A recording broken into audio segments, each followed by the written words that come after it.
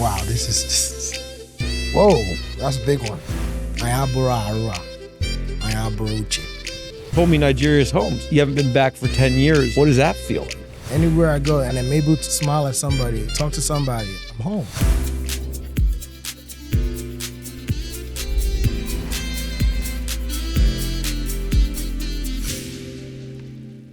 Welcome to the Alex Perry on Fire podcast. Today, I have the privilege of having what I deem as a new friend on the podcast. And what's really exciting for me and hopefully the audience is the idea of home. I've lived in Dallas for now 20 years or almost 20 years. And people ask me, where are you from? What is your home? And now Dallas is the answer. And today's guest, I'm so interested to hear what home means to you. So welcome, D. Okafor, to the Alex Perry on Fire podcast. Thanks, Alex. Thanks for having me. And it's exciting to be here today. So I'm hoping that, we get to talk about home in a way that where, it kind of makes sense to the audience and both of us. Yeah, and I want to set the tone for D works in the Ali Beth Allman office building doing security, and I was just drawn to you. You have an energy about yourself. When I walk in to the building, you're greeting people, but it's in a different way. Something said to me, there's more here. There's a story here. Yeah, there definitely is. And, I try to be as, I guess, authentic as possible and welcoming as possible everywhere I go.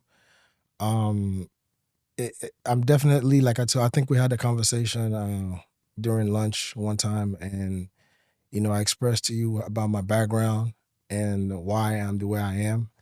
And in my own humble way, I truly believe it's all grounded in it all comes from rather in home, where I come from. Who I am today, part of my identity comes from home, where I come from.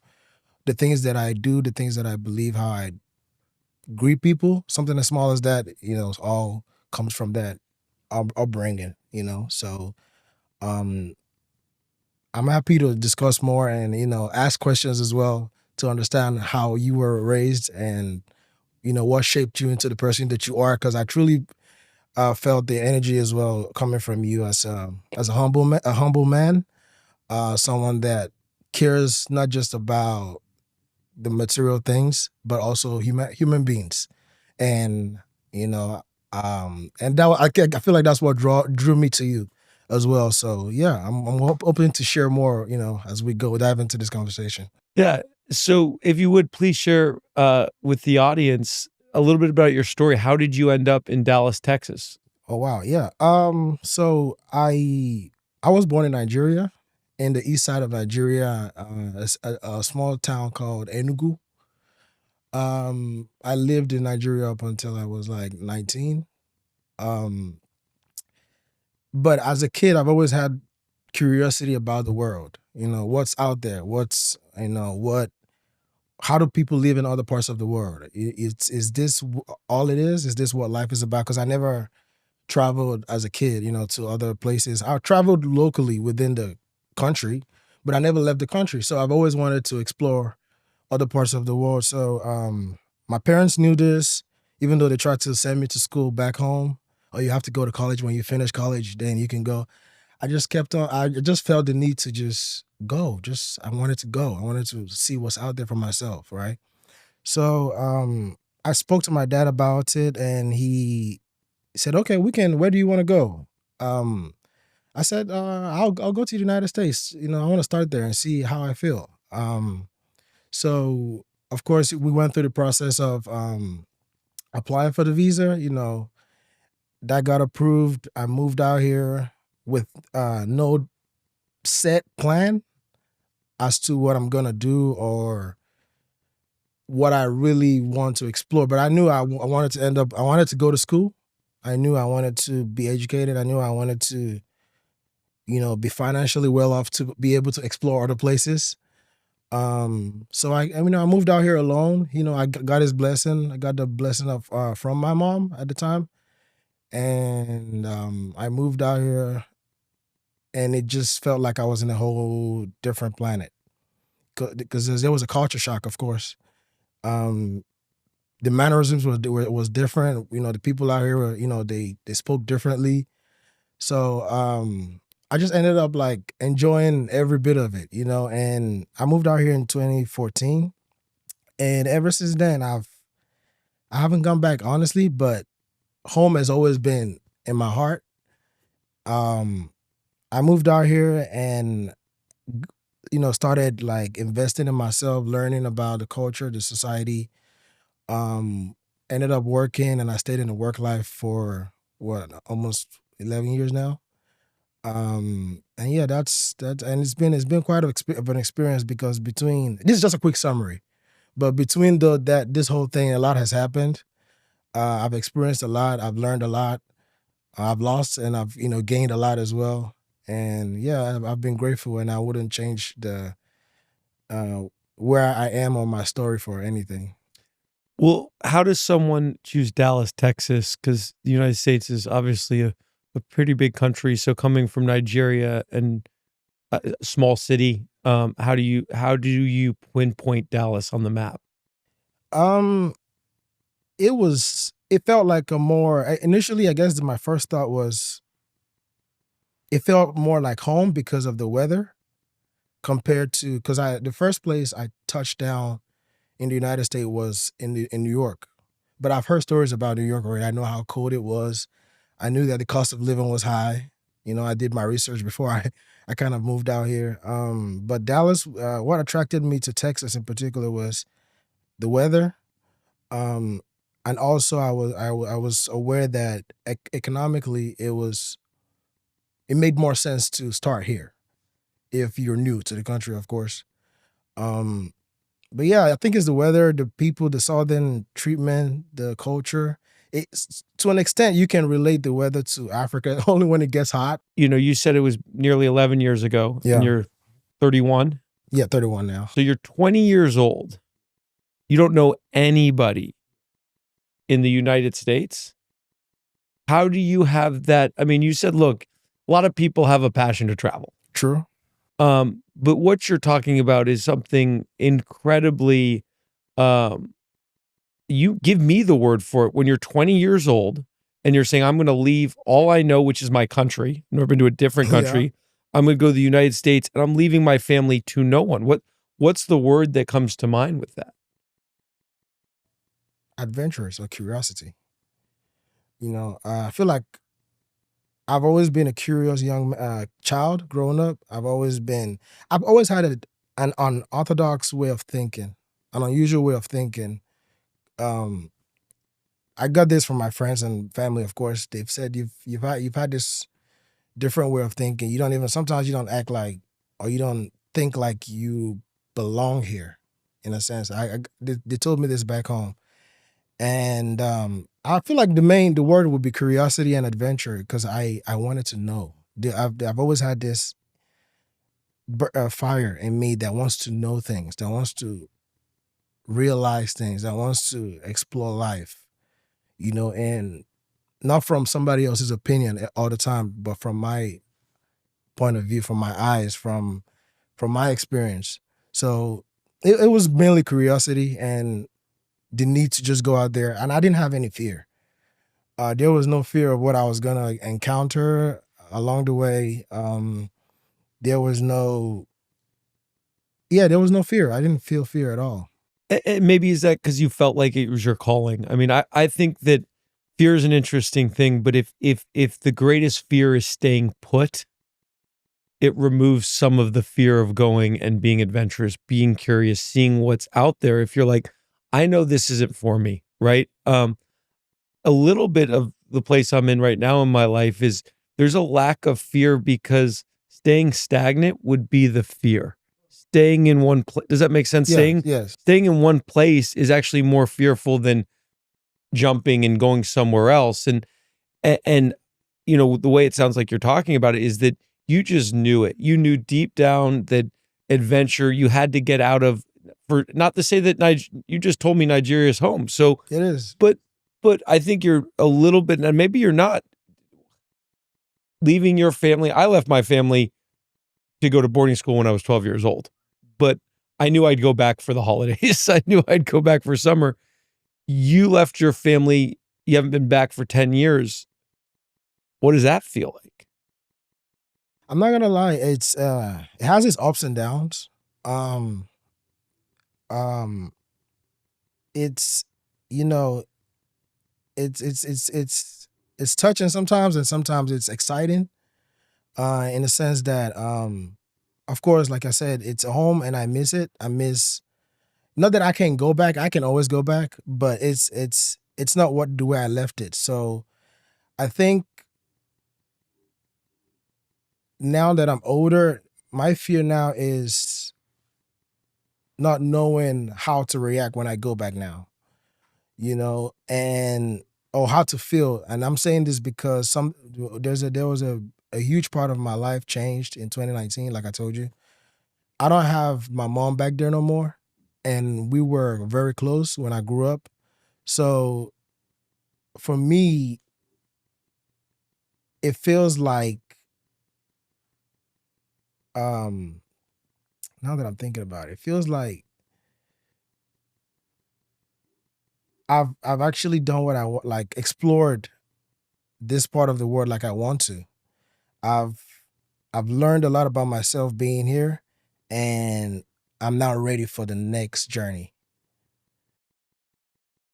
First of all, because again, we've talked briefly, but will you share, if you feel comfortable with the audience, what that 2019 experience was? Just In 2019, August, I got a call back from home that my mom was involved in an accident and she passed away. I remember that morning laying in the bed and I got that call. And it's like the moment I heard that statement, over the phone, I was like, I think I blanked out for a second. And I felt like I almost didn't know what the meaning of death was at that moment. Like, I was like, what do you mean dead? Like, do you mean sleep? I literally asked this question. Do you mean she's asleep? What do you mean? Like, so they kept telling me, no, she passed away. She was involved in an accident. So yeah, I went into a deep state of grief and pain, and um that opened up another dimension or another part of my being. At that moment, I started to like wonder what life meant. You know, was I wrong for leaving her? Could I have done anything if I was there? Um, I had those questions, and it brought me to a place where I started. I wanted to know where she was because my mind, like I said, I blanked out. I went to this into this state of depression and grief, and I wanted to know where she was because I could not, because she was the first person that's that close to me that I've lost, right? So I was questioning life. I was questioning God. Because she was a believer religiously. I'm not religious right now or anything, but she was a believer. She had her, you know, strong belief in God that she was gonna live to a certain age. So I questioned God, her God at least. Um, I wanted to find out where she was. I wanted to understand what life meant. Why do people die? So that experience honestly brought me to a place of seeking the truth about existence and life, and just wanting to know what this all meant. Why did somebody I spoke to 2 days ago, or why is somebody I spoke to 2 days ago, why are they not here no more? Why can't I talk to them no more? I can't see them no more? So those questions, I feel like, opened up a doorway for me to wanting to explore what everybody would term spirituality right now. And the more I was digging into it, the more I was realizing that I might never know. And at the same time, um, there is definitely more to life than just the physical, than just what we do on a day-to-day basis, working, eating, doing whatever it is that we do to keep ourselves busy. So it brought me to a place of seeking and trying to understand who God was, what life meant, what's my purpose, what's the purpose of life in general, why are we here, and the next moment we're not. And I stumbled upon so many teachers. I'm sorry, I'm taking too long You're not taking too long, to please. explain all No. this. I stumbled upon a lot of people were telling me the cliche saying, "Oh, everything happens for a reason. God knows the best." You know, it'll get better with time. All that made sense, but it just didn't give me that answer that I was looking for. Right. So I was doing a lot of research from 2019 to 2020. I started learning about the mind, emotion, pain, grief from Indian mystics, right? And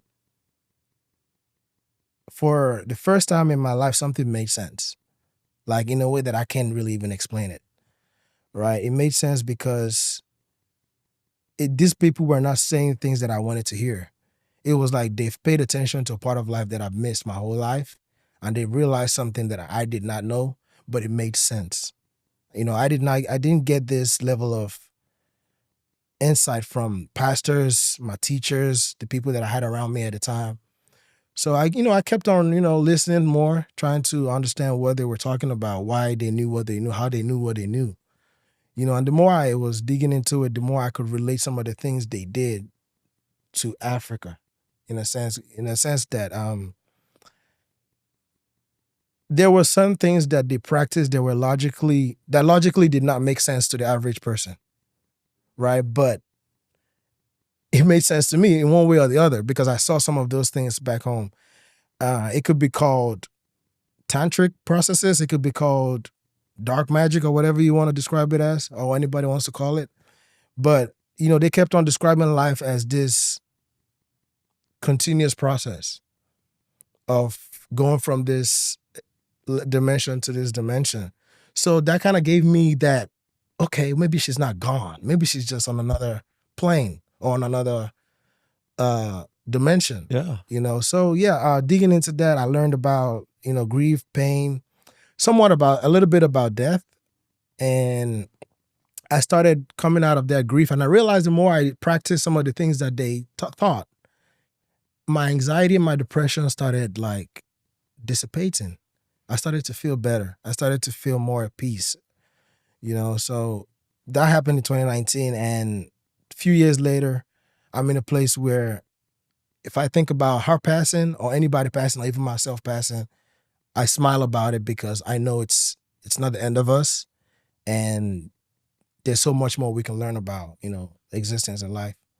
I resonate so hard with that, and not from a loss, but from where you sit across from me and what I've gone through. And unfortunately you go through it grief to get to a point where there's a reset, right? Like a reset of what's important, purpose.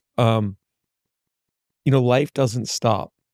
The day your mom passed away, the day my brother went to treatment, uh, the day we get we something happens to us and we need to go work on ourselves, the world keeps going. And I think from that you gain a sense of what's this all about.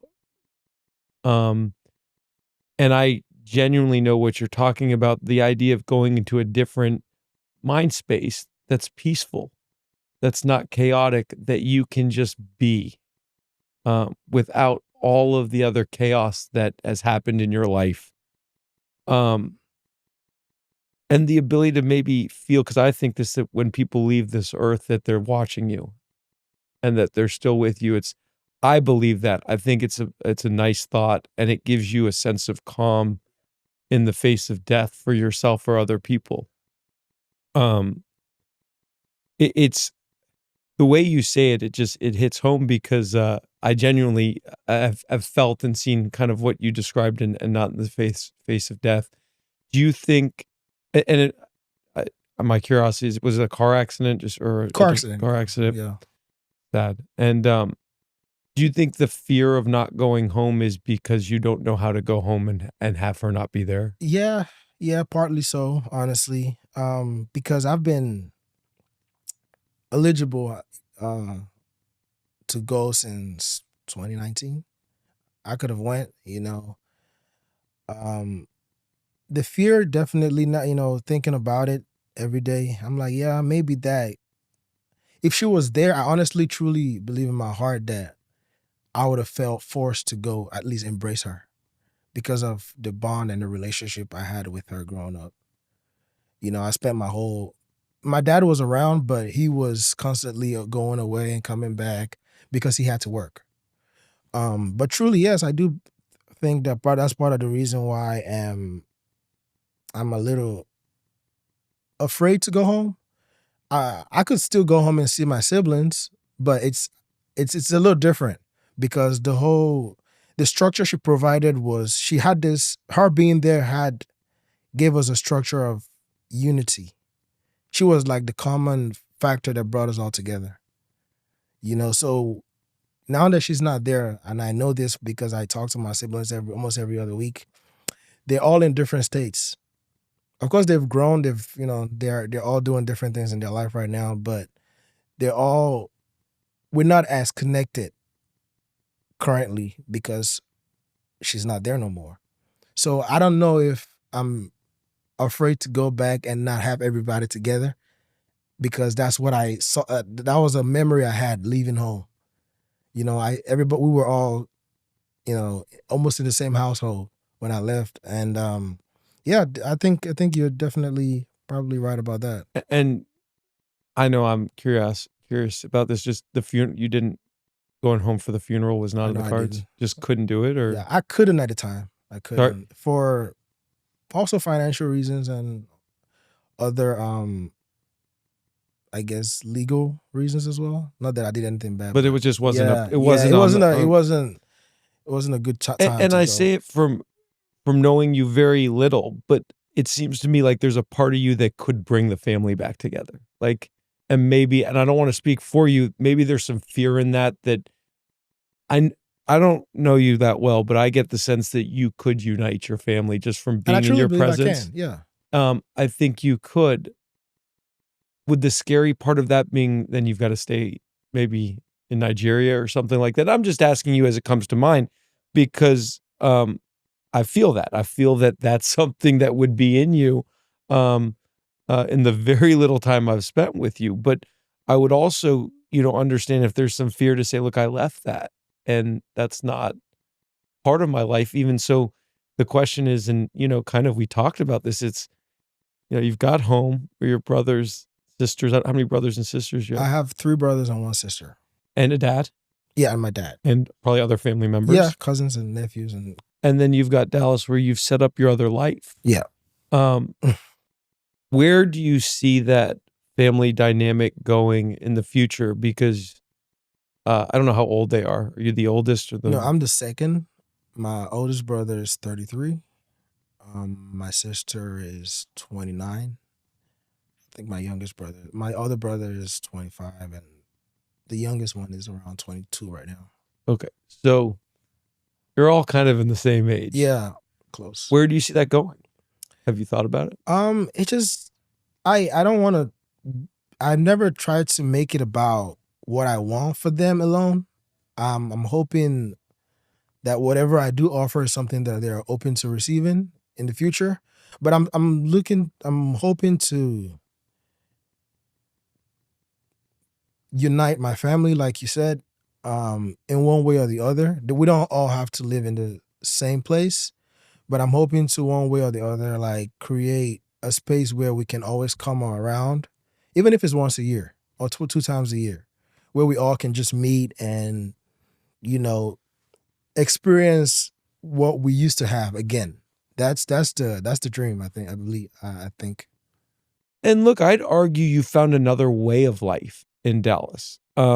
It's interesting that you say there's parallels to the culture of Nigeria by going into a different way of being. I mean, meditating. We talked about this breath work. Whatever other things you do, I'd love to know from a cultural standpoint of where the way I'd say it to the audience is getting out of the rat race, Yeah, right? Like yeah. the 9 to 5 or 8 to 8 Yes. of grind and make money and work. So it seems like there's a little bit of a balance there, but you know, it goes back to how we started is what's truly home if you're not going back there or you don't have plans to go back there. Yeah, I guess to an extent I redefined home internally. To me, home now is, in a sense, from a different angle, is wherever I'm able to express myself in the most authentic way, where I'm able to give somebody or myself a different perspective to evolve into, evolve in life. Wherever I'm able to profoundly live, just live life and be, you know, to me that's home, because um one of the few things I learned from the mystics or the yogis is that we tend to only care about family when only when it's blood, same parents, same mom, same dad. But I changed that identity changed a little bit for me. Not that I know that my flesh and blood, we all come from the same parents, but that perspective changed a little bit for me, where I'm now starting to see the whole world as my home, um, and the whole world as my family. So if I'm able to go to New York, Sweden, anywhere I go, and I'm able to sit and be able to have a conversation with someone and not feel out of place, or if I'm able to, wake up in the morning and just eat breakfast and smile at somebody, talk to somebody.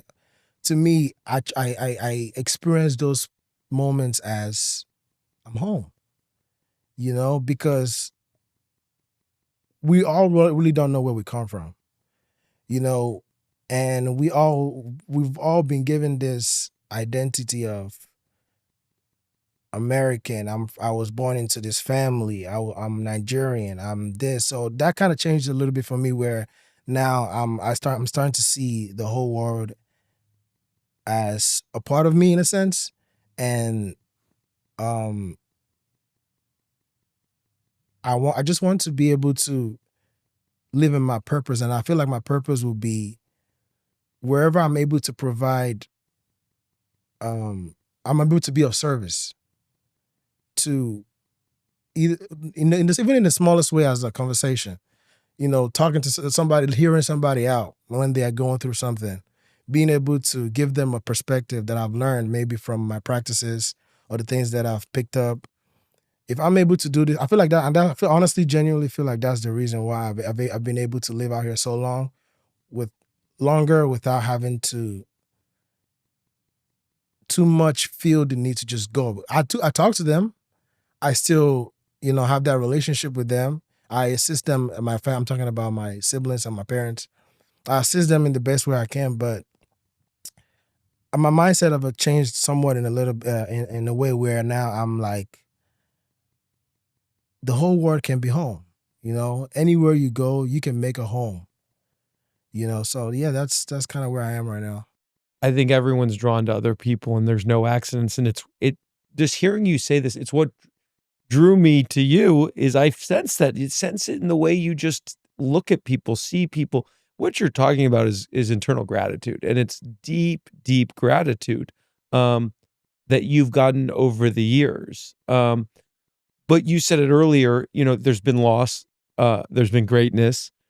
What would you say was the biggest eye-opening things for moving from Nigeria to Dallas, Texas? The good and the bad. What was the most, man, this is some weird, this is some weird shit going on. um, And good and also like, I don't get this. This just doesn't make sense to me. um, the family structure will be one of them, because it's quite different from where I'm from. Uh, People back home feel differently about family. That'll be one of them. Can you go into a little bit more detail on that? We're more family oriented, I feel like, in countries that are deemed third world countries, honestly. And I've seen this firsthand from Indians. I don't know why it's the way it is. I mean, I kind of know why, but I can't really break it down to where to make sense to the next person why it's the way it is. Indians tend to be more family oriented. Nigerians, Africans in general, somewhat Hispanics as well. I've seen it across, the globe that, and for some reason, the countries that are well off tend to not have that connection or that mindset. And to me, it didn't make sense why. Because I felt like the more you have, the more you should have the need to be more connected to, be more loving or to be more willing to share things. But seeing that the countries that have less or the part of the world where they have less are the ones that truly know what family meant and able to, eat together. Yeah, that was a big culture, like Yeah, a culture shock. it's a Yeah, paradox because the truth is the material things don't matter as much as the love and and I the agree, connection. And agree. so you'd think that it'd be less of a distraction if you had more money to say, let's get together more often. And it's so obvious. Sometimes the most simple things, right, are the things we need to hear, but it goes back to what makes sense, right? Yeah, I would tell you what's interesting for me is when my brother, because my event was my brother, my twin brother, who, everyone yeah. said the You always bring him up briefly. I'm sorry to cut you off. yeah, no, Briefly every now and then. Could you tell me exactly how that whole thing happened or what happened? yeah, I think the idea was I was just living this life of go, go, go, go, earn. I was still giving to people and present, but it was just it lacked a lot of purpose. And when he had health issues, mind, mental, and also physical, and I thought that, I could lose him or something would change at any moment, it reset me to say, like, what is this all about? Why are we doing this? Why am I working so hard? Why am I not being more present Yeah. with him at lunch or my dad and mom or my brother or my friends, which I would argue I went to boarding school at 12 years old. Okay. My home and my family is how you describe it. Right? It was people that I frequented with. If they invited me for Thanksgiving to their house or to spend a weekend with them, like that became, and I love my parents, but that became my home. That school became my home, Yeah. right? Yeah. Like, Yeah. Yeah. and you know, to answer that, I just felt that there had to be a change. There had to be a reset for me, and it came with that event. And then I said, "All right, I want to see things differently." And likewise to you, I started to look into a different side. A lot of people don't like the word spirituality, Yes. but It's spirituality, another way of seeing, of being, of getting out of the chaos. But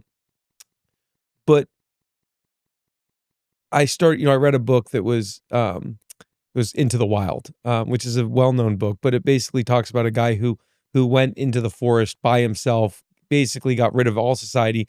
And when he was dying in society, ate something that was poisonous. He said, happiness is not recognized unless it's shared with others.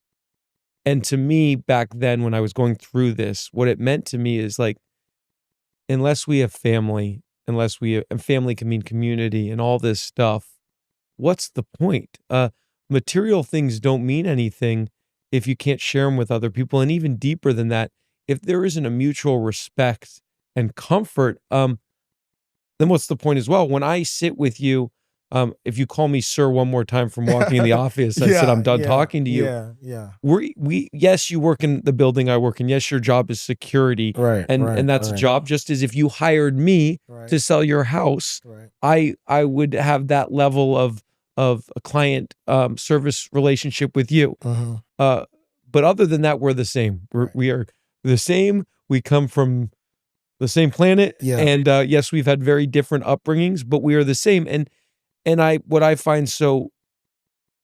find exciting in my life that I have left behind is this ability to be open to new people who share similar thoughts from different backgrounds in a way to grow. And I genuinely caught that about you. Like, off the top, like when I first, like my first interaction with you, because I, not to cut you off again, but because I ex- I've come across a lot of people that I feel like that are doing well, just as like yourself, in their areas of expertise, and they, not all of them are open to listening to a random person, that's just sitting there, or having an interaction with just someone that's not doing anything for them or working for them or something like that. So I caught that about you, the humbleness and the need to just interact with whoever, because I don't know where that came from for you or when that started for you, but I definitely see it about you. Well, and I appreciate that. And I think, a lot of it's awareness. And I think you inadvertently use that word a lot, is just as we get older, as I get older, the audience gets older, you get older. I think we box ourselves in to say, these are my friends. These are the people I hang out with. These are the places I frequent. And if you don't meet that, am I open to it? And look, we only have so much time in the day. And having more friends is difficult the older we get, right? As we're in school, it's easy. Yeah. Oh yeah. Friends are easy. As we're Yeah. in middle Yeah. school, it's easier. Yeah. But one of the things I don't like in my life is that openness to say, all right, I'm in a new place I am in my life 2 years ago. 2 years ago, I would have still been nice to people. I just wasn't creating the time for it. And how do we grow if we never create the time to learn from Like you other call it, to people? play. Yeah, play. I Yeah. love that. Yeah. Like I remember you used that word, and it stuck with me, because I truly believe life, there's a level of seriousness that we need to apply in certain areas, but we shouldn't take life too seriously. And I feel like that is what, like you said, like I said, that you described as play. I like to interact, to talk about something that might not make sense to the CEO of the company, or might not make sense to the smartest person in the room, but just the ability to go from this is important to, let me just pay attention to this thing that's not so important right now, to see if I feel differently. And I feel like you said, we all get caught up in the whole rat race of the next big contract, the next paycheck, the next bill, and we forget that the deeper part of who we are is asking for a different approach to life. The system has been set up where we're able to survive better in today's world, but I truly believe that what that have also created is a world where human beings don't have time to stop and genuinely talk and interact and ask someone, what do you like to do? As opposed to, like you said, what do you do for a living? Or who are you? Like, who are you genuinely? And because people don't have those kind of interactions on a day-to-day basis, I truly believe that, in all humbleness, that's where some level of depression and anxiety comes from, because people are not expressing the deepest part of who they are.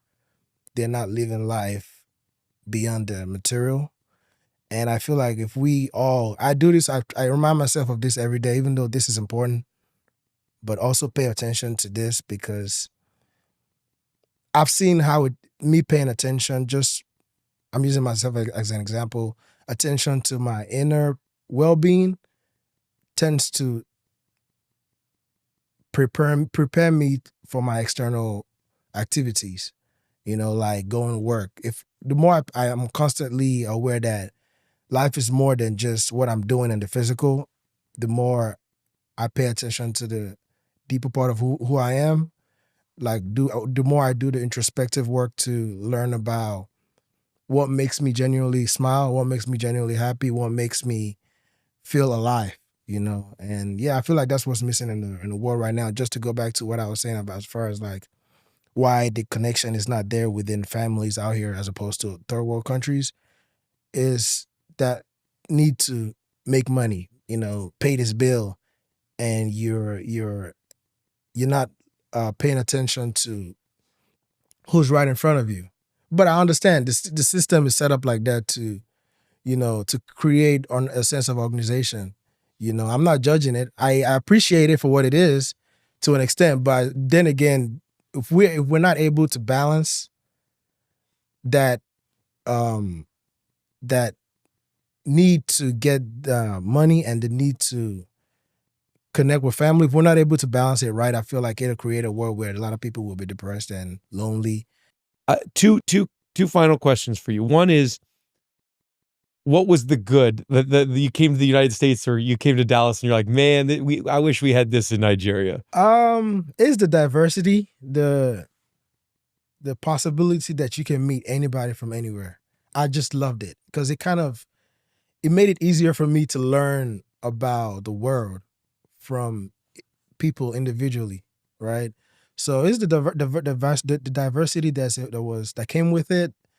Because I could walk down the street and talk to an Asian, a Mexican, whoever, like someone from Haiti or anywhere. So the diversity was the fun, the exploring some of the sites, and just learning about it. It was the whole thing, honestly. It was just it was the whole thing. Yeah, it was the diversity, especially. And again, I think for people naive out there or don't know Nigeria, Lagos, Nigeria is a thriving, huge city. It's not It is. safari. Yeah, A lot it's of fun as people, well. Yeah. I mean, a lot of people think like, African, we Yeah. not to be naive, we think first thing is, or Nigeria Of course. of being out in Africa in the desert or something like that. But it's still, these places are, these cities are big, bustling cities.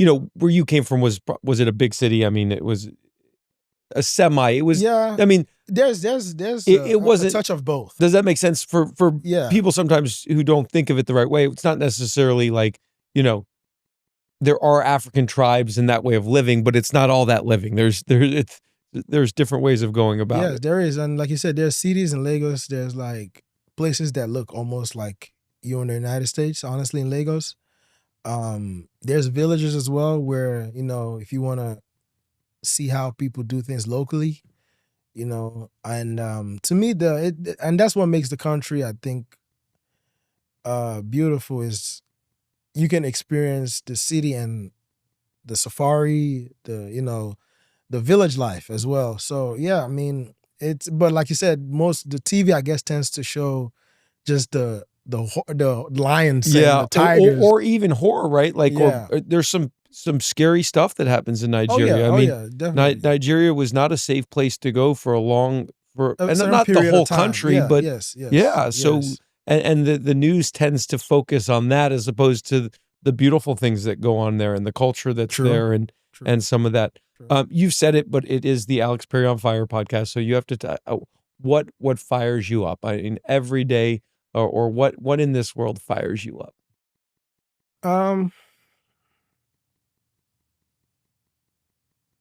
Just I would say love, right? And the need, like you said, we don't know a lot of things, and the fact that I don't know keeps life exciting, to where in the sense that I don't know what I might enjoy doing tomorrow. I don't know. I have all these plans about how I think my life should go, but that part of me that don't know is the exciting part, is what keeps me, up at night, I guess, trying to understand life makes me excited, trying to understand the existence, things like that just keeps. Where does the word love come from? Where does the word love come from? No, I mean, like, because love can mean so many different things, but you just said love, which I resonate hard with. It was one of my words in a previous Yeah, podcast. I truly I've come to understand that love is who by default we are. If we put all our, I call it drama, to the side, what we are is love. And to me, love is when you see someone that's hungry in the street and you help them out, you're expressing love. It's not always only between male and female, like most people, from my understanding, that's not what th- that is to me it's more of I don't want to use the word limerence or just I think it's a greater way of being. I yeah, think it's a yeah. deeper form of passion. I think it's a way of just acting, reacting, and sharing. And it's around us everywhere. Yes, And it it is. it It it is. it emanates from you. You feel it. You feel it. And the more love you have, the more beautiful the world is, right? The more the clearer things come, the more aware you get. And I resonate hard with that and I love it. We also on this show, we give to a charity of choice. Okay. So two things. One, we'd like to know what charity of choice you'd like to for us to give to. Um, I would say motherless babies, What is it called? orphans, the orphanage home. Where is it in? I don't know where one is located, but if I were to give, I always thought about if I were to give back, if I had enough to give back, I would look for an orphanage where there's children with no parents and just, contribute. I don't, I'll have to look up one because I came across one, but I can't remember what the name was again. I have to ask you this. Why an orphanage? Just out of curiosity. Um, because comes back to home. I feel like those are the people I connect. Those are the life that I connect to more because, and especially now, just because they won't get the opportunity to experience home like I did growing up. And to me, I don't know what my life would have how that would have shaped my life if I didn't have my parents. So to me, I tend to get I'm always touched when I hear or see a child that will never have the opportunity to know who their parents are.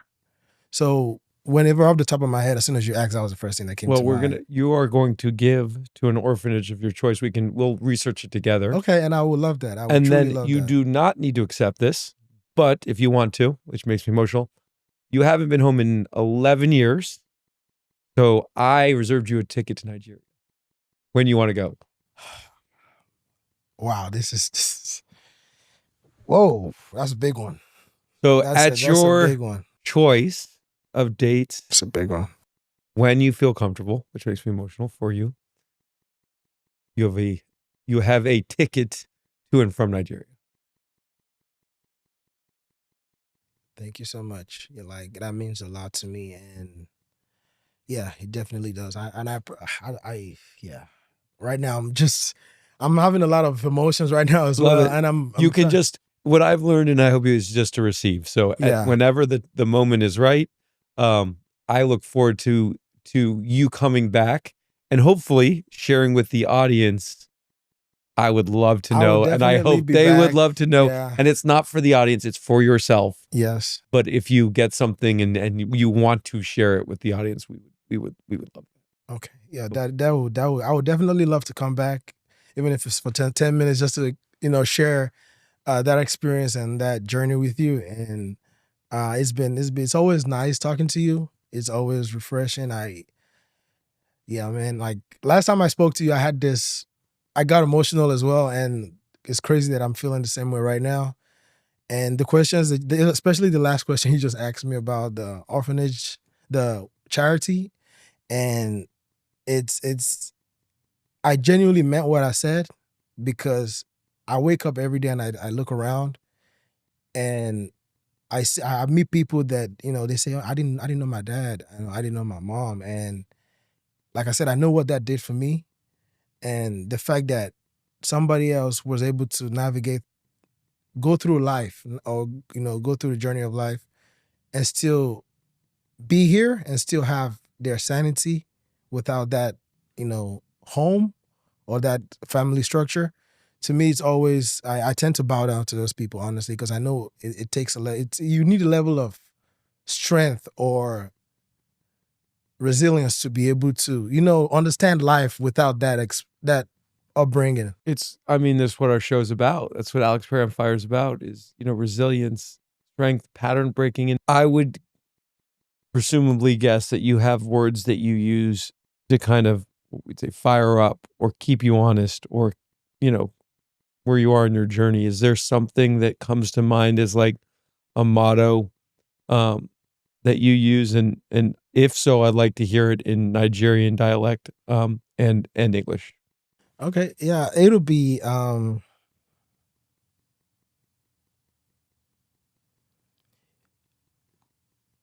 we are not the mind, we are not the body, and there's more to life than it meets the eye.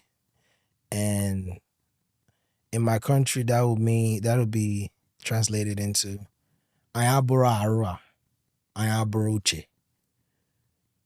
And also that the way I'll also phrase that in Igbo will also be Owa Abo Wachuku, which means this word is belongs to God. When we don't know, we really don't know, and its complete definition what it all means. So just that mindset, it keeps me level headed. Yeah, I think that's it. That'll be it. And I would say, trust in the universe. Yes.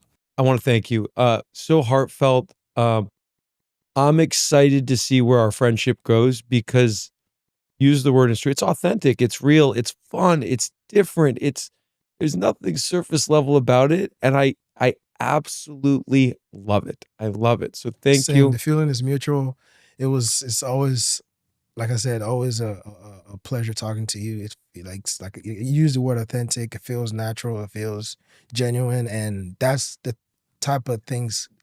That's the type of scenes or conversations that light me up. That's the type of friendship that I hope to make for the rest of my life. Honestly, because I feel like it enriches who I am, and I feel like I'm able to in one way. I hope I'm in one way or the other able to give someone a different insight on something that enriches their life. So, and that's what I always feel from you.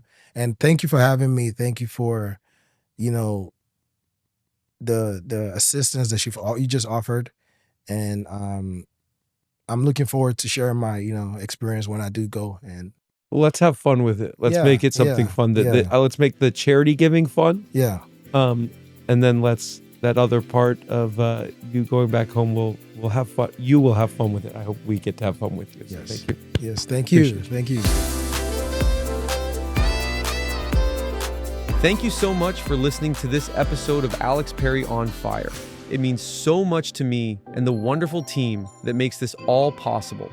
I'm now passing the flame to you. Please follow, like, and subscribe so you can always stay up to date. Thanks again, and stay fired up.